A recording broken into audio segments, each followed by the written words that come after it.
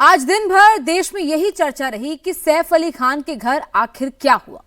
सैफ अली खान अपनी फैमिली के साथ मुंबई के एक पेंट हाउस में रहते हैं। घर में 8 और 3 साल के बेटे हैं। लेकिन कल रात उनके घर में एक लुटेरा घुस आया। उसने गर्दन पर चाकू रखकर कहा कि 1 करोड़ रुपए दो वरना चाकू चल जाएगा। इस दौरान सैफ अली खान ने भी वही किया जो कोई भी पिता करता है। अपनी फैमिली को बचाने के लिए वो लुटेरे से भिड़ गए। इस दौरान उन पर चाकू से 6 वार हुए। हमलावर ने इतनी जोर से वार किया कि चाकू का एक हिस्सा सैफ अली खान के शरीर में ही धंस गया। सैफ पर हमला करके लुटेरा भाग गया। पुलिस को आरोपी की फोटो तो मिल गई है, लेकिन अभी तक वो गिरफ्त में नहीं आया है। हाई प्रोफाइल इलाके में घर में घुसकर इतने बड़े सेलिब्रिटी पर हमले के बाद ये सवाल खड़ा होने लगा है कि मुंबई में आखिर ये क्या हो रहा है।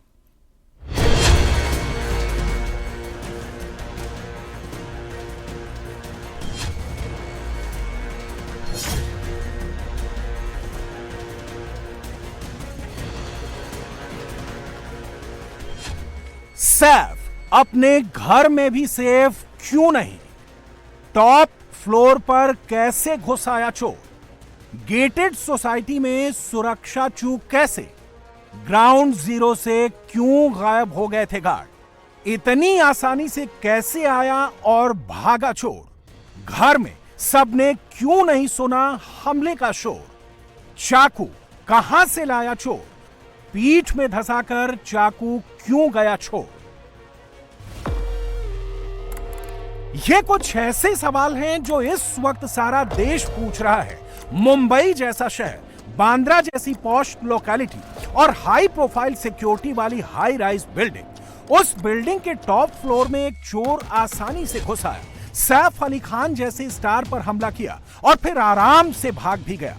सैफ पर हमले के मामले में अब तक की यही थ्योरी सामने आ रही है, लेकिन यह थ्योरी किसी के गले नहीं उतर रही। आखिर लोग इस बात पर यकीन क्यों नहीं कर रहे? यह समझने से पहले आपको सैफ पर हमले की क्रूरता और गंभीरता को समझना होगा। सैफ अली खान के जिस्म में चाकू से 6 वार किए गए। इसमें से 2 घाव गहरे, 2 थोड़ा हल्के और 2 मामूली खरोच है। सैफ को जो 2 गहरे घाव लगे हैं, उसमें एक गले में और दूसरा पीठ में रीढ़ की हड्डी के पास है। पीठ वाला घाव कितना गहरा था, इसका अंदाजा इसी बात से लगाया जा सकता है कि चाकू उनकी स्किन और सारी चमड़ियों को भेदते हुए रीढ़ की हड्डी के पास धंस गया। सैफ का जब ऑपरेशन किया गया तो 2.5 इंच का चाकू का टुकड़ा उनकी स्पाइन के पास से निकाला गया। पीठ पर चाकू धंसने का मतलब यह है कि हमलावर ने चाकू से वार करने के बाद उसे घुमाया भी होगा, जिसकी वजह से चाकू का 2.5 इंच का टुकड़ा उनके जिस्म में धंसा रह गया। इस हमले में उनका स्पाइनल फ्लूइड भी लीक करने लगा था। राहत की बात यह है कि सैफ अली खान की सभी सर्जरी सक्सेसफुल रही। उनकी हालत अब खतरे से बाहर है और उन्हें आईसीयू में शिफ्ट कर दिया गया है। He sustained major injury to the thoracic spinal cord due to lodged knife in the spine. Surgery was performed to remove the knife and also repair the leaking spinal fluid. 2 other deep wounds on his left hand and one on the neck was repaired by plastic surgery team. The entire surgery was monitored by Dr. Srinivas Kudwa as a cardiologist because of his other career. He is completely stable now. He is recovering well and out of danger. उनको operation theatre से हमने ICU में shift किया है for 1 day observation. After that, we'll decide tomorrow. Right now, it is looking absolutely fine. He is on recovery path. The recovery should be 100% as per our initial understanding. दो एकदम गहरी चोटें हैं, 2 intermediate है और 2 abrasion जैसा खरोच से कैसे आ जाता है, तो चाकू का नोक से ऐसा खरोच से आ गया है। इतना बड़ा 2.5 इंच का चाकू का पीस अंदर स्पाइन से हमने निकाला है। सोचिए, सैफ अली खान पर घर में घुसकर इतना बड़ा हमला हो गया।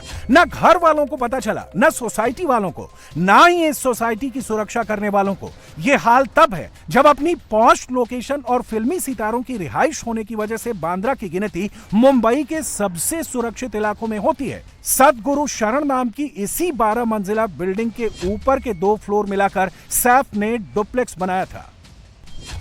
4 साल पहले ही सैफ अपनी फैमिली के साथ इस सेफ सोसाइटी में शिफ्ट हुए थे। बिल्डिंग में हर जगह सीसीटीवी कैमरे लगे हैं। ये एक गेटेड कम्युनिटी रेजिडेंट सोसाइटी है। बिल्डिंग में आने से पहले मेहमानों की सिक्योरिटी गार्ड के पास रजिस्ट्रेशन प्रोसेस पूरा करना पड़ता है। इस दौरान कैमरे पर विजिटर के चेहरे को कैप्चर किया जाता है और फिर इंटरकॉम से जिस अपार्टमेंट में आपको जाना है उस अपार्टमेंट में कॉल करके कंफर्मेशन लिया जाता है। सामने से कंफर्मेशन मिलने के बाद ही आप इस बिल्डिंग में एंट्री कर सकते हैं। अपार्टमेंट में काम करने वाले स्टाफ का अलग आइडेंटिटी कार्ड बनाया जाता है। इस बिल्डिंग में 24 घंटे सिक्योरिटी गार्ड मौजूद रहते हैं और गार्ड्स की संख्या भी काफी है। इतनी टाइट सिक्योरिटी के बावजूद एक अकेला चोर हाई राइज बिल्डिंग के टॉप फ्लोर पर चला गया, सैफ पर हमला करके वापस भी भाग गया और किसी को कुछ पता नहीं चला। यह बात किसी के गले नहीं उतर रही।